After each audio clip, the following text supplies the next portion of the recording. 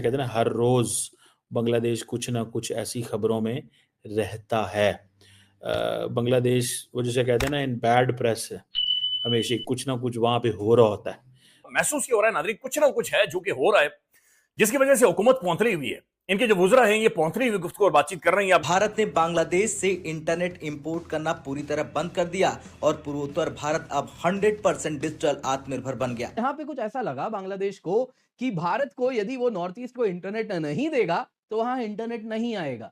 यहाँ पे दोस्तों ऐसा अगर आप देखें तो ये सोचना भी गलत है, क्योंकि बांग्लादेश भारत से सर्विसेज सेक्टर में क्या ही कॉम्पीट करेगा। आज जितनी बदतरीन हालत इस कौम की है, लगता है खुदा नाराज है शायद। पेट्रोल और इस वक्त बांग्लादेश के माल से भरे हुए ट्रक इंडिया के बॉर्डर पर खड़े हैं और वापस जाने के लिए मजबूर। मैं तो इनसे यही बोलूंगा, अडानी से भी, एनटीपीसी से भी, सबसे, कि तुम दनादन इनको पावर दो। रात भर एसी चलाओ और जब दफ्तर जाओ तो घर में एसी खुला छोड़ के जाओ। तुम चलाओ पूरा बांग्लादेश, चिंता मत करो, इनके ऊपर चढ़ने दो लोन। लेकिन बांग्लादेश में आज भी 50% इंटरनेट भारत से ही जाता है।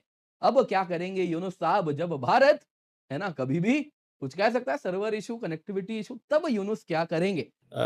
स्टार्टिंग फ्रॉम शेख हसीना वाजद जो है, वहाँ पे जो एडमिनिस्ट्रेशन है, कहा जाता है कि as per the United Nations report 1400 लोग मारे गए।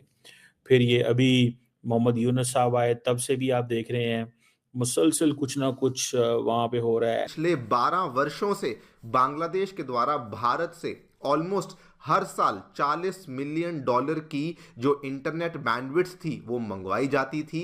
बांग्लादेश के मोहम्मद यूनुस को काफ़ी मुश्किल हालात का सामना करना पड़ा है, क्योंकि ढाका इस वक्त काफ़ी ज़्यादा परेशान है। बांग्लादेश इसको अवॉइड करने की कोशिश कर रहा है, लेकिन वो इंटरनेशनल प्रेस बड़ी केयरफुली देखती है, ख़ासतौर पे इंडिया, क्योंकि इस मसले को इंटरनेशनलाइज करता है। जब इंडिया इस मसले को इंटरनेशनलाइज करता है, दुनिया के सामने लेके जाता है, तो वहाँ पे फिर जारी बात है, चीज तो फिर हो जाती है। लेकिन पहले नाज़रीन खबर में आपके सामने रखना चाह रहा हूं, और बराए मेहरबानी आपने कोशिश करनी है कि दीवार के साथ टक्कर नहीं मारनी, क्योंकि खबर ऐसी है कि उसके बाद 2 दफा मैंने कोशिश की है कि मुझे कोई सख्त दीवार मिले ताकि मैं टकरे मारूं। बांग्लादेश के ऊपर लेवरेज होना बहुत जरूरी है। तुम्हें क्या चाहिए? खाना चाहिए, पानी चाहिए, दवाई चाहिए, बिजली चाहिए, जो चाहिए लो। कि जो भारत के साथ सांठगांठ करेगा, जान लेना हम छोड़ेंगे नहीं तुम्हें। तो बांग्लादेश के गारमेंट्स को अमेरिका के रिटेलर्स ने रोक दिया है।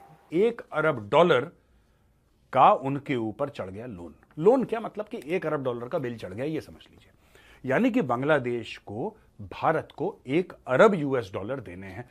दोस्तों जय हिंद, राष्ट्रलोक टीवी में आपका स्वागत है। अभी तक आपने वीडियो को लाइक नहीं किया हो तो लाइक कीजिए, साथ ही चैनल को सब्सक्राइब जरूर करें। चलिए चलते हैं वीडियो के आगे की ओर। बांग्लादेश इसको अवॉइड करने की कोशिश कर रहा है, लेकिन वो इंटरनेशनल प्रेस बड़ी केयरफुली देखती है, खासतौर पे इंडिया, क्योंकि इस मसले को इंटरनेशनलाइज करता है। जब इंडिया इस मसले को इंटरनेशनलाइज करता है, दुनिया के सामने लेके जाता है, तो वहाँ पे फिर जारी बात है, चीज़ तो फिर हो जाती है। आप इस चीज़ से ये अंदाज़ा लगा लें कि फ़ौज के भी, एयरफोर्स के भी बंदे ज़ख्मी हुए हैं। उन्होंने लाइव एमुनिशन चलाया, ये भी पता चला है। और इस वक्त आपको पता है बांग्लादेश के अंदर एक इंटरिम गवर्नमेंट है, और शेख हसीना वाजद जो हैं वो एक इंडिया भारत के अंदर मौजूद हैं। सो मुझे ऐसा लगता है कि इन दिस केस अगर ये चीज़ देखी जाए तो बांग्लादेश के अंदर कोई, वो जैसे कहते हैं ना, अच्छी खबर नहीं आ रही, किसी किस्म की भी अच्छी खबर नहीं आ रही, जो व्हाट आई अंडरस्टैंड। एक तरफ आप देखें कि ये जो जिसे कहते हैं ना कि जो इंटरिम गवर्नमेंट है वो हर रोज़ कुछ ना कुछ ऐसा कर रही है, ठीक है जी। इसने सुनने में आया है कि इस महीने भी एक ऑपरेशन लॉन्च किया था जिसका नाम रखा था ऑपरेशन डेविल हंट, जिसमें 8000 के लोगों को के करीब लोगों को गिरफ्तार किया गया।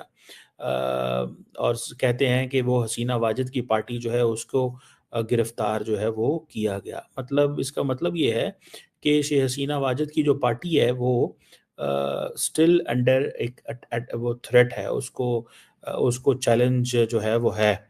और इसी सिलसिले में अगर आप देखें तो जो क्या नाम है इनका, NSA दोवल साहब जो हैं, इंडिया आपको पता है कॉन्टीन्यूसली इस मसले को ग्लोबल स्टेज पे लेके जा रहा है। इंडिया कह रहा है जी, आज उन्होंने क्या किया है कि आज उन्होंने एक फोटो एग्जीबिशन हुआ है बांग्लादेश के हवाले से, जिसमें ये कहा जी कि never ending prosecution of minorities इन बांग्लादेश।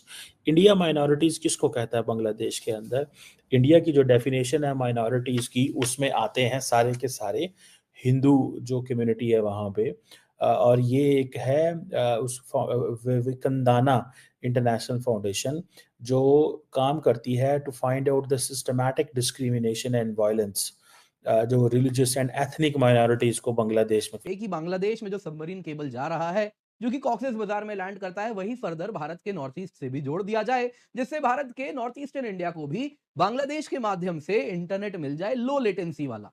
लेकिन दोस्तों बांग्लादेश ने कहा इसको हम नहीं करेंगे, और जो कारण दिया वो बड़ा शॉकिंग था। इसके साथ उन्होंने कहा कि ये तो बांग्लादेश के पोटेंशियल कि वो रीजनल इंटरनेट हब बन जाए वो कमजोर हो जाएगा, और इससे भारत को फायदा होगा क्योंकि भारत स्ट्रॉन्ग हब बन के उभरेगा।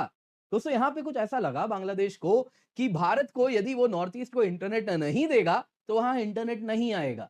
यहां पे दोस्तों ऐसा अगर आप देखें तो ये सोचना भी गलत है, क्योंकि बांग्लादेश भारत से सर्विसेज सेक्टर में क्या ही कॉम्पीट करेगा। यहां दोस्तों भारत ने इंटरनेट डिप्लोमेसी को पूर्ण रूप से आगे बढ़ाते हुए नॉर्थ ईस्टर्न इंडिया के लिए बांग्लादेश पर निर्भरता पूर्ण रूप से खत्म कर दी है। नॉर्थ ईस्ट इंडिया भारत के डोमेस्टिक फाइबर पर अब निर्भर करेगा, और जो दूर दराज के इलाके हैं वहां पे सैटेलाइट के द्वारा इंटरनेट दिया जाएगा, यानी कि बांग्लादेश पर अब कोई निर्भरता की आवश्यकता नहीं है। सारे के सारे जितने भी लैंडिंग स्टेशन हैं, चेन्नई मुंबई यही दो रूट है, वहीं से नॉर्थ ईस्ट भी इंटरनेट जाने वाला है। अब दोस्तों आप देख सकते हैं काफी ज्यादा बांग्लादेशी अखबार भी इसे कवर कर रहे हैं।